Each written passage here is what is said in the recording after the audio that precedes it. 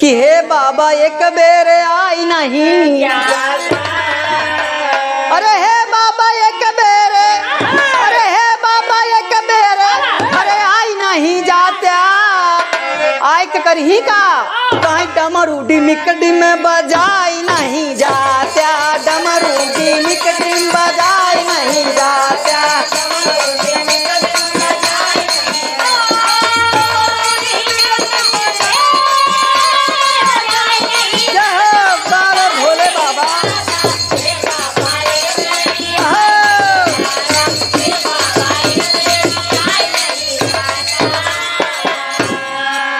कवड़िया जल बोल बम लगे हैं बाबू, चले जा रहे हैं भक्तजन। क्या कह रहे हैं, कहाँ कहाँ आई यहाँ? काशी में अइला तू पटना में भैला, काशी में अइला तू,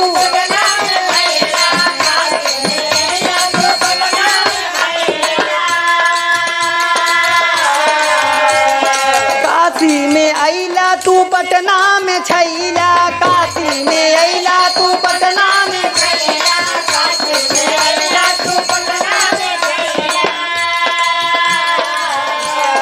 एक बार काशी धाम छाई नहीं जाता, एक बार काशी धाम छाई नहीं जाता।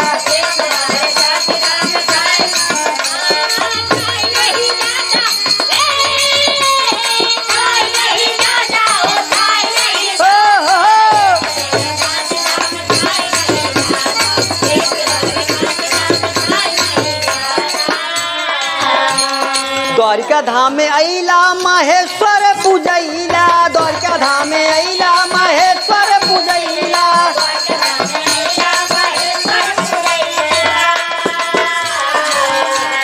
द्वारिका धाम में अइला महेश्वर पूजैला, द्वारिका धाम में अइला महेश्वर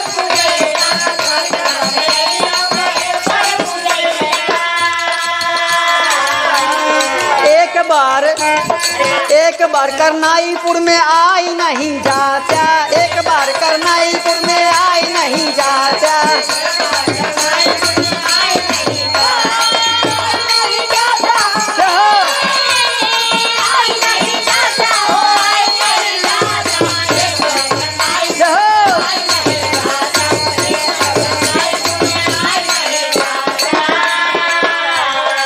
ए भैया इतना ही नहीं, भोले बाबा जलेबी नहीं खाते हैं, लेकिन जान ला करनाईपुर बड़े विख्यात जलेबी है भैया।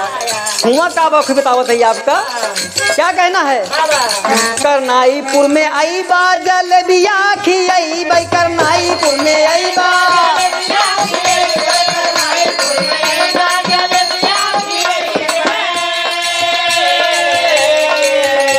अरे करनाईपुर में आई बा, अरे करनाईपुर में आई बा जलेबिया खियाइबे, एक बार शीतलापुर में छाई नहीं जाता, एक बार शीतलापुर में छाई नहीं जाता।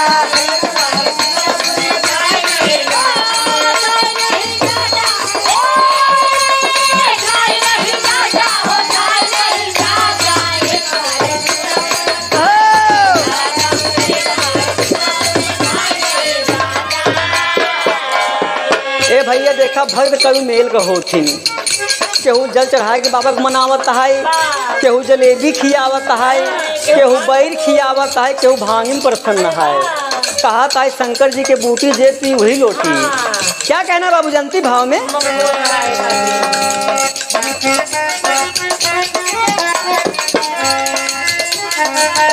रामधारे हैदर गुरु कहिले कहानियाँ, रामधारे हैदर गुरु कहिले कहानियाँ,